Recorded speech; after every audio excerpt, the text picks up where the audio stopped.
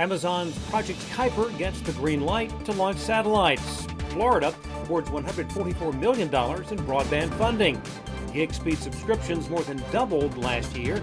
And Google Fiber heading back to Colorado. Those stories and more on This Week in the Broadband Universe. Hello, everyone, and welcome. I'm Craig Corbin.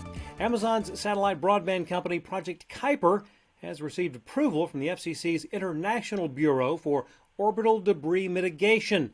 That includes conditions to incorporate a reliable post-orbit disposal plan for their low Earth orbit satellites.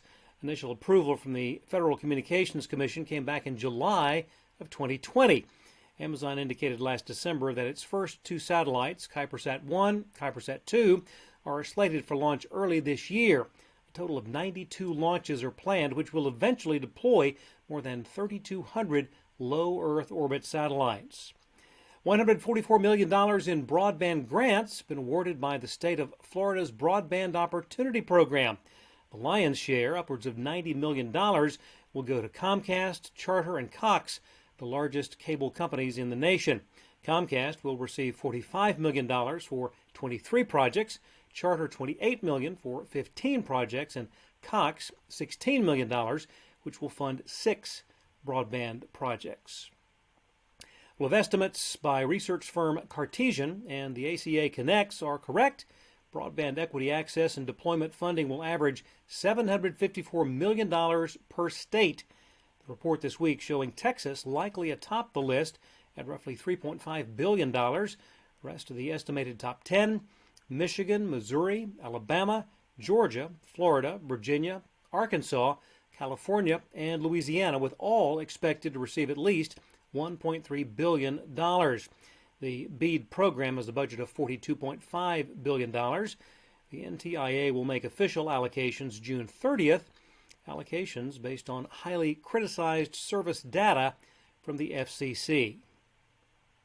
Elsewhere, Senators Ed Markey, Democrat from Massachusetts, and Tammy Baldwin, Democrat of Wisconsin, have reintroduced a bill designed to re-regulate cable franchise fees, known as the Protecting Community Television Act.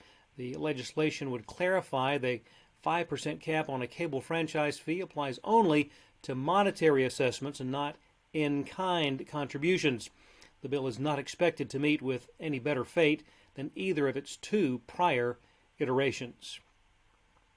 2022 was a record year for both average broadband consumption and for the number of gig-speed broadband subscriptions. According to OpenVault Broadband Insights report, average broadband consumption nearly 600 gigabytes per month, an increase of 10% from a year earlier. Power users, those consuming a terabyte or more per month, made up more than 18% of all subscribers. The OVBI report also showed that the percentage of gigabit speed tiers has more than doubled. Sling TV entering the fray with Roku with the launch of its free stream fast service, featuring more than 210 free channels and better than 41,000 on-demand titles. The announcement this week came on Sling's 8th birthday and National Cut the Cord Day. Sling billing the service as the first to enable one-click upgrades to premium pay television within a fast service. Google Fiber will begin construction later this year on an all-fiber gigabit network in Westminster, Colorado. The build will utilize micro-trenching techniques on the city's rights-of-way and easements. Plans are to offer a gigabit network. A 5 gigabit option would carry a price tag of $125 per month, with the 8 gigabit option $150. Kansas City, which was the very first Google Fiber city, along with Des Moines, would serve as early test sites for the high-capacity offerings. Comcast this week announced completion of 10G network upgrades with launch for 10 million homes and locations scheduled by the end of this month. Foundational network enhancements have been deployed, which will enable the company to support multi-gigabit symmetrical speeds. Walt Disney Company has announced plans to cut 7,000 jobs as part of a major restructuring. That, along with news that for the very first time, streaming service Disney Plus lost subscribers since launching in November of 2019.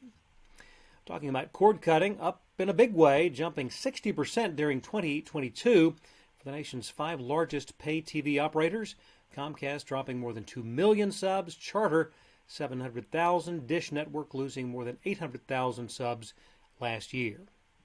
And finally, when it comes to the Super Bowl, viewing methods are evolving. 22% planning to stream the big game, 49% will watch via pay TV, and 10% still using the good old antenna. Those numbers from an Amdocs survey. And as for the all-important bottom line, Fox Sports estimating ad revenue roughly $600 million. Let's just hope the Chiefs and Eagles give us a good game. Thanks for watching. We'll see you next time on This Week in the Broadband Universe.